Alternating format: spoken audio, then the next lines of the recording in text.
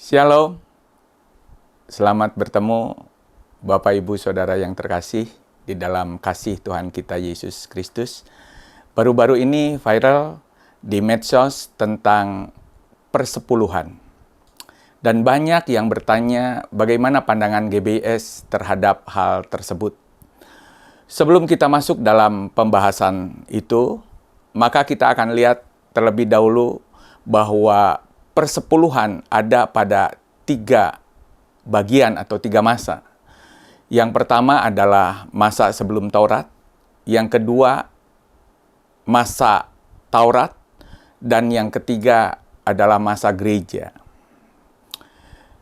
Masa sebelum Taurat, persepuluhan merupakan inisiatif atau kehendak dari Abraham dan juga Yakub karena mereka merasa telah mendapatkan pertolongan Tuhan, telah menerima berkat Tuhan. Itu bisa dibaca dalam Kejadian 14 ayat 17 sampai 20 dan juga Kejadian pasal 28 ayat 20 sampai 22. Abraham dan Yakub memberikan persepuluhan, khususnya Abraham memberikan persepuluhannya kepada imam besar Melkisedek. Yang kedua, pada masa Taurat, hukum Taurat itu dibagi menjadi 3 jenis. Yang pertama adalah hukum moral, yang kedua adalah hukum seremonial, yang ketiga adalah hukum yudisial atau sipil. Kita membahas terlebih dahulu hukum yudisial atau disebut juga dengan hukum sipil. Hukum ini sudah tidak diberlakukan lagi. Misal seperti hukum rajam. Bahkan sejak zaman Tuhan Yesus, hukum ini sudah tidak berlaku. Itu sebabnya Yesus membebaskan perempuan yang kedapatan berbuat zina. Yang kedua adalah hukum moral. Hukum moral ini masih berlaku, bahkan sampai saat ini. Seperti misalkan 10 hukum dalam Taurat. Ya, di sana ada menghormati orang tua, tidak boleh membunuh, tidak boleh mencuri, tidak boleh berdusta, jangan berzina. Itu masih tetap berlaku. Yang ketiga adalah hukum seremonial.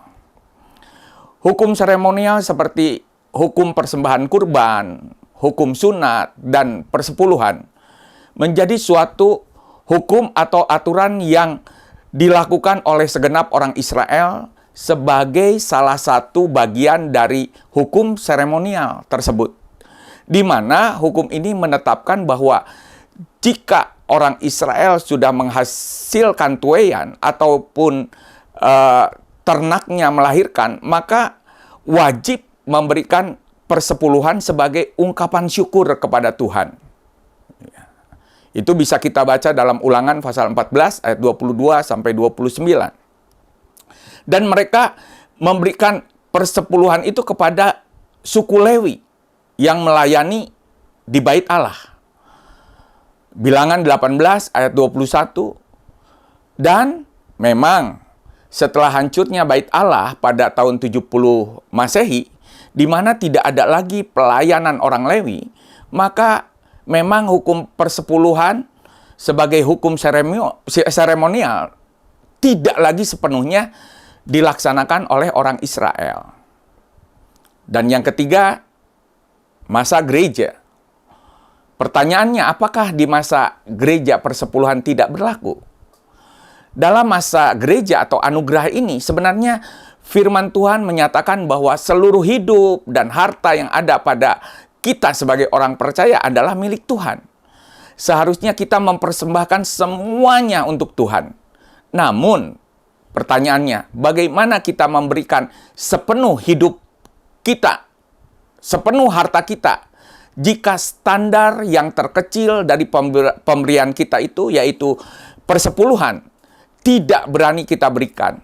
Abraham berani memberikan putranya Ishak karena Abraham telah memulai, dia berani memberikan persepuluhan kepada Melkisedek. Sebenarnya Perjanjian Baru jelas menyampaikan bagaimana para hamba Tuhan mendapatkan bagian dalam pelayanan mereka. Kalau kita membaca dalam 1 Korintus 9 ayat 9 sampai 11, di mana di sana dikatakan, sebab dalam hukum Musa ada tertulis, janganlah engkau memberangus mulut lembu yang sedang mengirik. Lembukah yang Allah perhatikan? Atau kitakah yang ia maksudkan? Ya, untuk kitalah hal ini ditulis, yaitu pembajak harus membajak dalam pengharapan, dan pengirik harus mengirik dalam pengharapan untuk memperoleh bagiannya. Jadi, jika kami telah menaburkan benih rohani bagi kamu, berlebih-lebihankah kalau kami menuai hasil duniawi daripada kamu? Pelayanan hamba Tuhan dalam Perjanjian Baru menggambarkan pelayanan orang Lewi dalam aturan Taurat. Bahkan Tuhan Yesus pernah memberikan jawaban atas pertanyaan, haruskah membayar pajak? Maka di sana Tuhan Yesus meminta uang 1 dinar dan bertanya kepada mereka, gambar apakah yang terdapat dalam uang tersebut? Mereka menjawab, gambar kaisar. Tuhan Yesus kemudian menyatakan bahwa berikan kepada kaisar apa yang wajib diberikan kepada kaisar, dan berikan kepada Allah apa yang wajib diberikan kepada Allah. Kita wajib memberikan milik Allah, karena itu adalah kepunyaan Allah. Ya, itu bisa kita baca dalam Matius pasal 22 ayat 17 sampai 22. Dan yang wajib diberikan kepada Allah sebagai milik Allah adalah persepuluhan. Imamat pasal 27 ayat 30.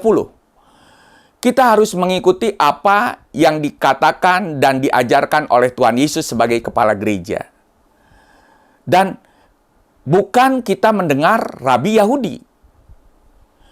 Tentunya sudut pandang gereja berbeda dengan sudut pandang rabi Yahudi. Dan sejak dahulu, pandangan Yesus selalu berbeda dengan ahli Taurat, yang adalah rabi Yahudi. Rabi Yahudi tentu menolak Yesus. Mereka juga menolak Injil dan menolak Perjanjian Baru.